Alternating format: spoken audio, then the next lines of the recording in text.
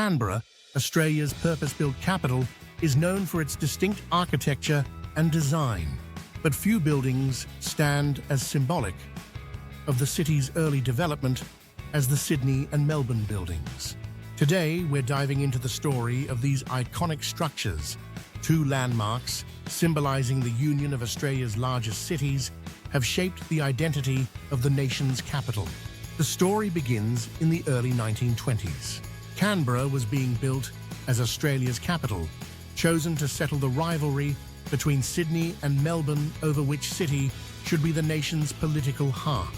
Renowned architects like Walter Burley Griffin had big ideas for this new city.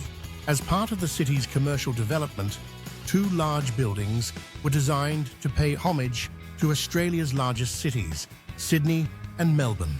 The Federal Capital Gothic style, a fusion of English Tudor and Spanish Mission architecture, influenced the design of the Sydney and Melbourne buildings during the interwar period.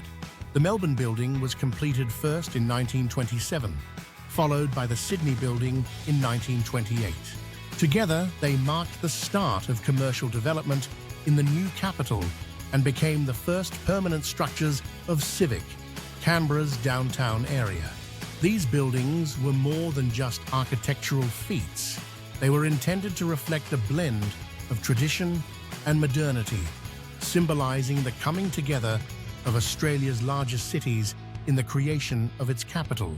They were constructed around central courtyards, designed to host shops, offices, and government services, playing a key role in early civic life in Canberra.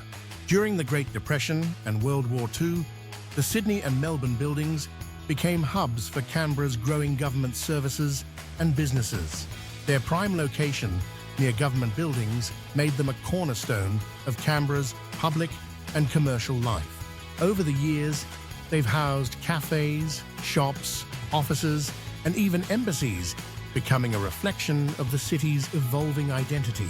Today, the Sydney and Melbourne buildings continue to serve as a link between Canberra's past and present. While the city has grown and modernized around them, they remain a reminder of the vision that built Australia's capital, a vision of unity, development, and architectural beauty.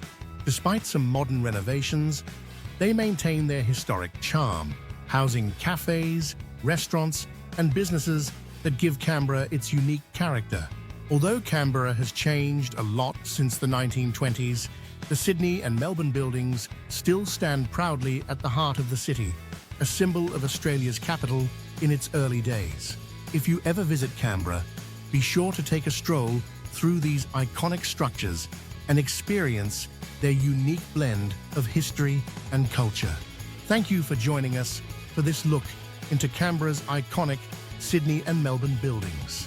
If you enjoyed this video, don't forget to like, share, and subscribe for more deep dives into Australia's history and architecture.